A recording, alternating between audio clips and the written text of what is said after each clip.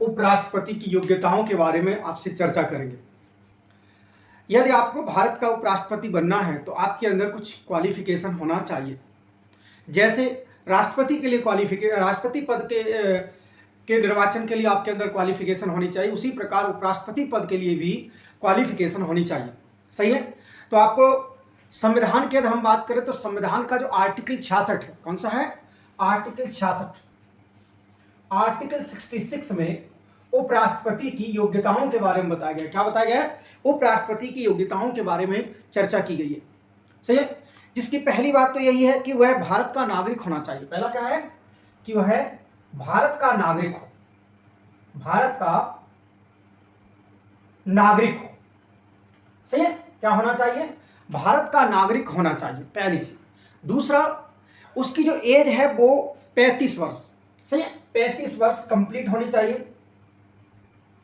35 वर्ष की जो आयु है वह कंप्लीट होनी चाहिए। अगला है कि वह राज्यसभा का सदस्य बनने योग्य हो। क्या हो? राज्यसभा का सदस्य बनने योग्य हो, राज्यसभा का सदस्य बनने योग्य हो। सही है। लेकिन इसके यदि आपको उपराष्ट्रपति बनना है तो उसमें कुछ कंडीशंस बताएगी। क्या कंडीशंस हैं?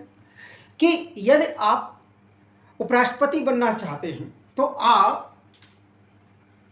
किसी लाभ के पद पर नहीं होना चाहिए। क्या? लाभ के पद पर नहीं होना चाहिए आपको। जैसे भारत सरकार में किसी पद पर नहीं होना चाहिए आपको, राज्य सरकार में किसी पद पर नहीं होना चाहिए, या प्राधिकार या स्थानीय प्राधिकार। यदि हैं तो आपको यदि आप निर्वाचित होने के बाद आपको रेजिग्नेशन देना पड़ेगा। समझ में आया? लेकिन ध्यान रखना है कि ये अपवाद है लाभ का पद में कि यदि आप मंत्री हैं, यदि आप मंत्री हैं तो आपको डिस्क्वालीफाई नहीं कर। लेकिन हाँ, यदि आप उपराष्ट्रपति बन जाते हैं तो आपको फिर रेजिग्नेशन देना पड़ेगा। अर्थात चुनाव होने के बाद, निर्वाचित होने के बाद, सही है, अन्य पद को धारण नहीं कर सकते। अन्य पद को धारण नहीं कर सकते। कब? चुनाव होने के बाद, निर्वाचित होने के बाद। आप निर्वाचित हो गए तो निर्वाचित होने के बाद उपराष्ट्रपति किसी भी अन्य पद को धारण नहीं कर सकता। हालांकि वह कार्यवाहक राष्ट्रपति के रूप में कार्य कर सकता है, या राष्ट्रपति जब अनुपस्थित है तब वह कार्य करेगा, तो वो तो अलग है। सही है। समझ में आया?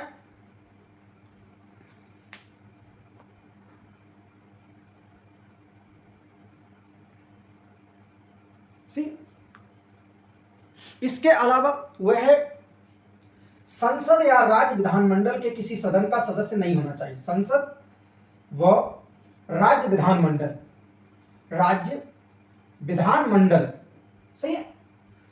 मतलब संसद में ना तो एमपी होना चाहिए और ना विधानसभा के अंदर वह विधान परिषद में अर्थात राज्यों में नहीं तो एमएलए होना चाहिए।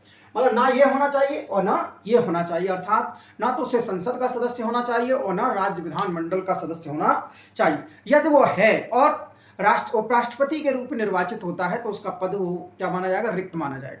सही है। कौन सा? जो एमएलए या एमपी का जो भी पद है वो। यदि आपको उपराष्ट्रपति का चुनाव लड़ना है तो आपके पास 20 जो मतदाता हैं वह प्रस्तावक होने चाहिए। 20 क्या होना चाहिए? प्रस्तावक होना चाहिए। सही है। और 20 ही अनुमोदक होना चाहिए। 20 प्रस्तावक और 20 अनुमोदक होना चाहिए। आपको जमानत राशि के रूप में 15,000 रुपए जमा करने हैं। सही है। उपराष्ट्रपति यदि किसी को बनना है तो 15,000 रुपए जमा करने होते हैं। कितने? जमानत राशि। जमानत राशि जो है वो कितनी है? 15,000 रुपए जमा करनी होती है। सही है। तो ये है उपराष्ट्रपति के की योग्यताएं जिनकी चर्चा आर्टिकल 66 में की गई है। आपको इसके अलावा कोई भी डाउट होता है तो आप पूछिए, नोट्स जरूर बनाइए। सही है। ये सारी बातें लिखिए, नोट्स जरूर बनाइए, क्योंकि यदि आप नोट्स नहीं बनाते हैं, ध्यान रखिए, याद वही रहता है जिसे आप अपनी कलम से लिखते हैं। याद वही रहता है जिसे आप अपनी कलम से लिखते हैं। सही है। क्यों? क्योंकि वो आपने लिखा होता है। जब आपने लिखा होता है तो आपको याद भी रहता है। सही है।